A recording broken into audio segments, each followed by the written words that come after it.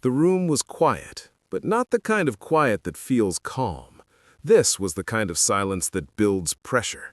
Every chair filled, every camera fixed, every person in that chamber understood something significant was about to unfold. Not because of shouting or spectacle, but because of a single line of questioning that was about to cut deeper than anyone expected. At the center of it sat Ted Lieu, and across from him, holding the weight of the entire Bureau's credibility, was Patel. Lieu didn't come in loud, he didn't come in aggressive, he came in prepared, and more importantly, he came in patient, because what he was about to do didn't require force, it required precision. Before anything else, Lieu established ground that no one in the room could deny. He began with something simple, almost too simple.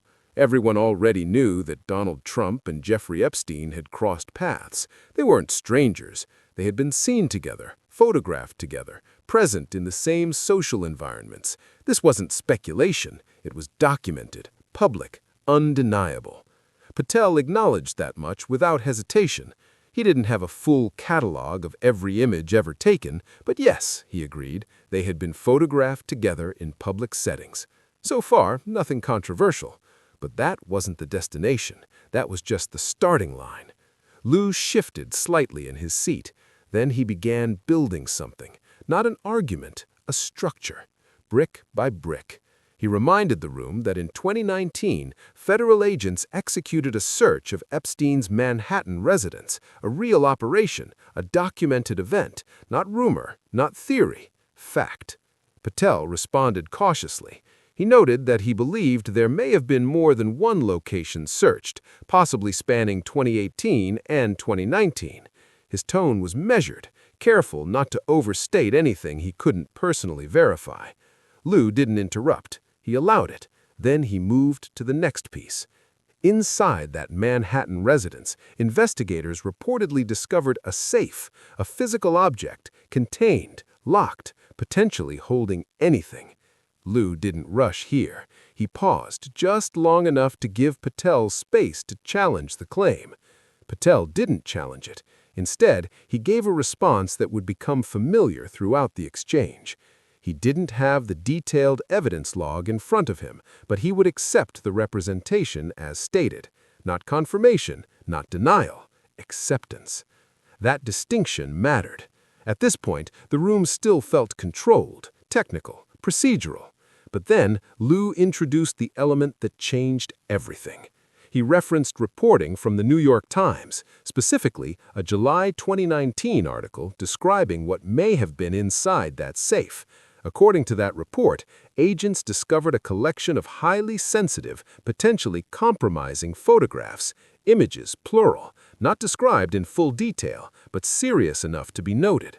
Again, Patel didn't push back. Again, he stayed within his pattern, acknowledging the possibility without claiming direct knowledge. And then Lieu escalated. Without raising his voice, without altering his tone, he introduced a video clip into the hearing. The source? Michael Wolff, an author, a reporter, someone who had spent time with Epstein himself. In the clip, Wolff described a moment that immediately shifted the gravity of the discussion. He claimed that after one of his interviews, Epstein asked him to wait, said he had something to show him. Epstein walked away, returned holding photographs, not digital files, not descriptions, physical images. Polaroids. Wolff described them as being laid out like playing cards. And what he claimed those photographs showed was explosive. A powerful public figure, very young individuals, disturbing scenarios, moments that, if real, would carry enormous consequences. And then came the most direct claim of all. According to Wolff, the individual in those photographs was the sitting president of the United States. The room didn't erupt. There was no shouting, no chaos, just a shift, a noticeable shift. Lieu let the clip end. He didn't react immediately. He didn't dramatize it. He simply turned back to Patel and asked a question. First, he reset the frame. Trump and Epstein, known associates, public photos acknowledged. No disagreement there. Then, calmly, directly, he asked, were there any photographs showing the president with underage individuals? Patel didn't hesitate. No. Clear, direct, definitive. But Lieu wasn't finished. How do you know? He asked. That question changed the dynamic because now it wasn't about the answer, it was about the certainty behind it. Patel leaned on institutional logic. He argued that if such material existed, it would have surfaced over the past 20 years, multiple administrations, multiple investigations, countless agents. Something that serious wouldn't remain hidden. It was a reasonable argument on the surface, but Lieu saw the weakness immediately. He introduced something unexpected, a document, a handwritten birthday note, allegedly from Trump to Epstein, written over a suggestive drawing containing language referencing what was described as a secret. This document had recently surfaced, but not through the FBI, not through official investigations. It came from Epstein's estate, released externally, not internally discovered. And that was the point. Lieu didn't need to say much. The implication spoke for itself. If something that specific, that personal, that potentially damaging could remain hidden for years and only emerge from outside the system, then the assumption that everything important would have surfaced already no longer held. The foundation of Patel's certainty cracked, not collapsed, but cracked. Patel acknowledged it. He admitted Lieu had raised a valid point, and in that moment the tone shifted again. Now the focus turned to what the FBI didn't have, and maybe more importantly, what it hadn't pursued. Lieu asked about Wolf. Had the FBI ever formally approached him? After all, this was someone claiming first-hand exposure to potentially critical evidence. Patel didn't have a clear answer. He said he hadn't personally made that request and couldn't confirm whether the Bureau had done so. Then came the next question. Had the FBI subpoenaed Wolf's recordings? Because according to reports, there were around 100 hours of recorded conversations between Wolf and Epstein. 100 hours, primary source material, potentially invaluable. Patel again couldn't say for sure. He committed to checking, but in that moment he didn't know. Lieu kept going. Had Patel personally reviewed all evidence in the Epstein files, every photograph, every document? No. He relied on summaries, briefings, what investigators brought forward as relevant, which meant something critical. Even the director wasn't operating with complete first-hand visibility. Then Lieu circled back. The birthday note, the one that surfaced externally, was it anywhere in the FBI's files? Patel answered clearly, no, and that answer opened another door.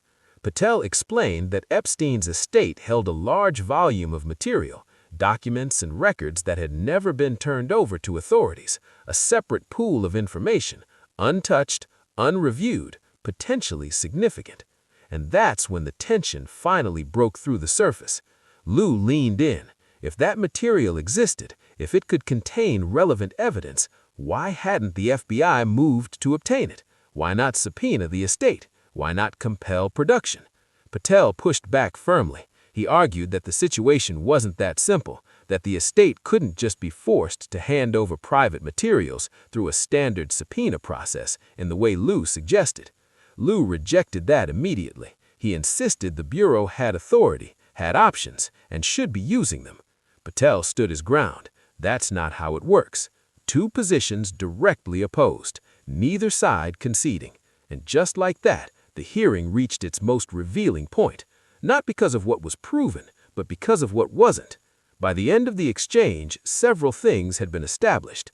The FBI did not possess any photographs matching the claims described by Wolf.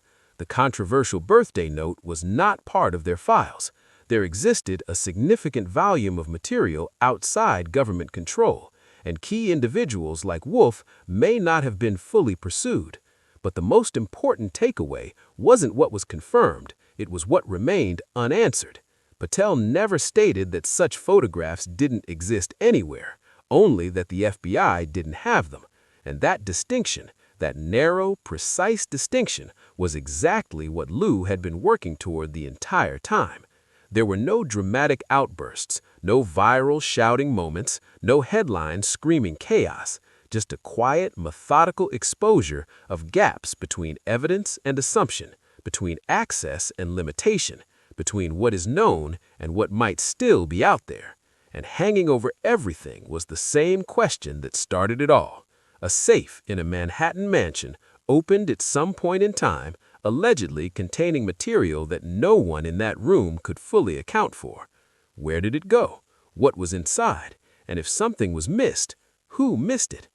Even at the very end, one thread remained unresolved.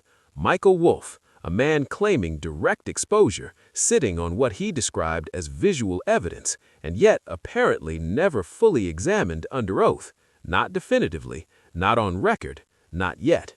The clock ran out. Lieu's time expired. The questioning stopped, but the issue didn't, because nothing had been closed, nothing had been settled.